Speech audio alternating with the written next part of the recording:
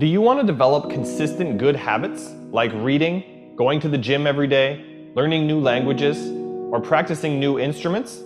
Or do you want to kick bad habits like eating unhealthy food, biting your nails, watching too much TV? 3 years from now, you can have what you need. You got to be careful about it. You can't have everything. You can have what would be good for you, but you have to figure out what it is, and then you have to aim at it. We know that sometimes you can be uncomfortable, but you can be uncomfortable and hopeful rather than uncomfortable and fearful. People go through their lives without knowing what it is they want to do. You don't have to be where you think you want to be in order to be happy. You just got to be on the way to where you want to be in order to be happy. You're going to get what you're looking for. So if you're looking for success, you're looking for happiness, you're looking for prospects, you're looking for recruits or clients, I'm telling you, the more you're consciously looking for those things, you're going to see them. When you're looking to win, you're looking for victory. Sit on your bed one day and ask yourself, what remarkably stupid things am I doing on a regular basis to absolutely screw up my life? And if you actually ask that question, but you have to want to know the answer, right? Because that's actually what asking the question means. It doesn't mean just mouthing the words. It means you have to decide that you want to know.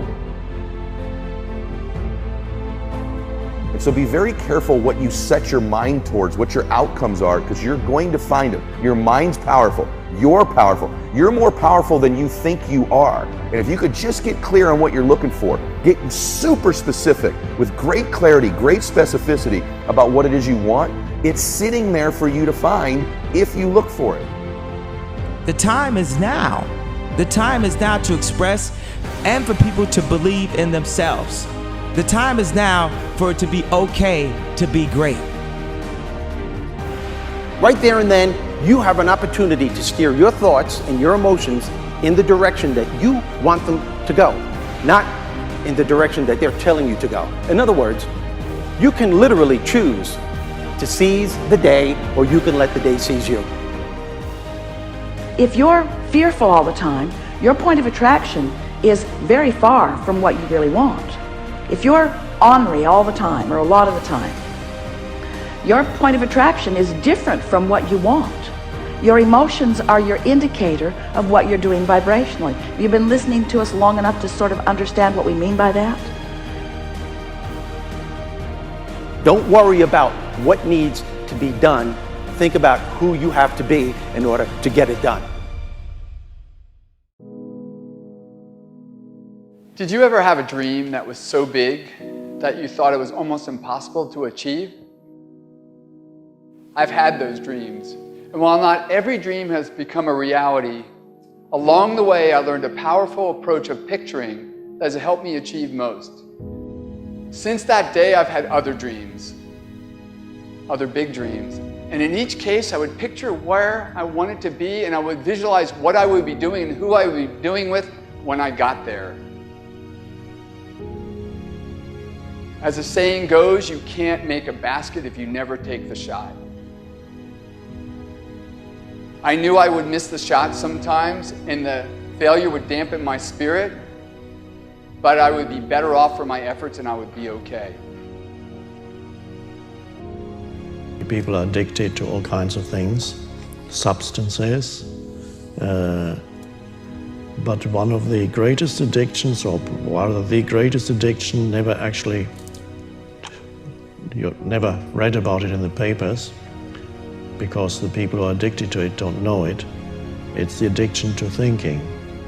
It's actually addictive. Can't stop thinking. It's like can't stop drinking, can't stop smoking, can't stop eating, can't stop thinking. You have the option of taking it hard or taking it easy, of making the worst of it or making the best of it, of giving it your undivided attention, of giving it very little of your attention. You have more control over your focus than most of you have been exercising. And when you begin caring about how you feel more than everything else put together, so that you exercise your ability to focus upon things that do feel good, you begin to discover that in every particle of the universe there is that which is wanted and lack of it. My visualization has helped me achieve most of my goals. And what I learned along the way is it didn't take twice as much effort. It only took an extra 10%. When we fail, life continues as it is. We can stay in our comfort zone. Success, on the other hand, challenges us. It pushes us and it exposes us to rejection. How are we going to manage this new success? If you're not happy, you're not successful. If you're not enjoying yourself during the process of whatever it is you're trying to achieve, there's a problem. To me, the biggest disease on this planet is unhappiness. And the reason why people are unhappy is because we have a tendency to keep focusing, as I said, on what we don't have and what's not working in our lives, instead of allowing ourselves to shift our focus and our way of thinking.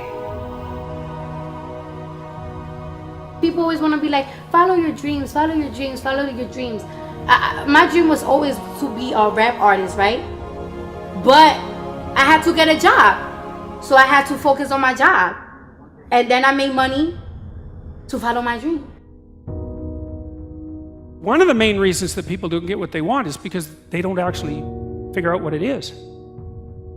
And the probability that you're going to get what would be good for you, let's say, which would even be better than what you want, right? Because, you know, you might be wrong about what you want easily. But maybe you could get what would really be good for you. You have the freedom to think anything you want. You were born extremely confident. You came into this world knowing how wonderful you are.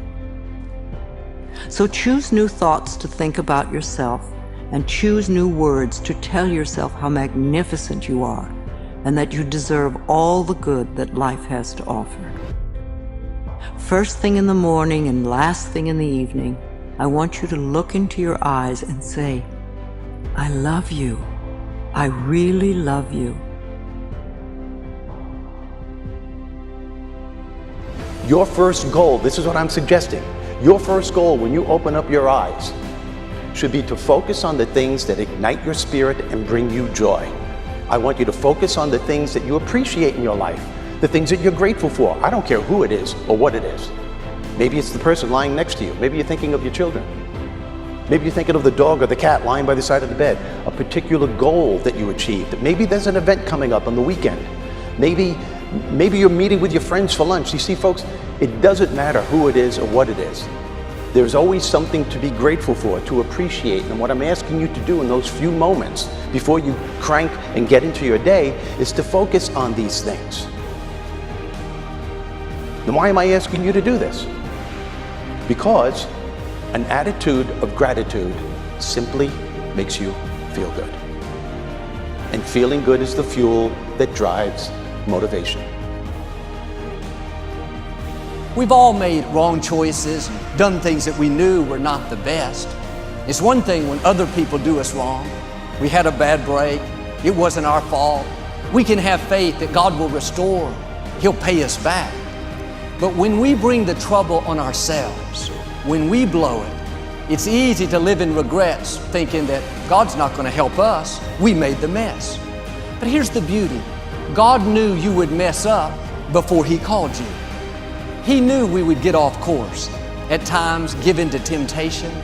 He didn't base His plan for your life on you making perfect decisions.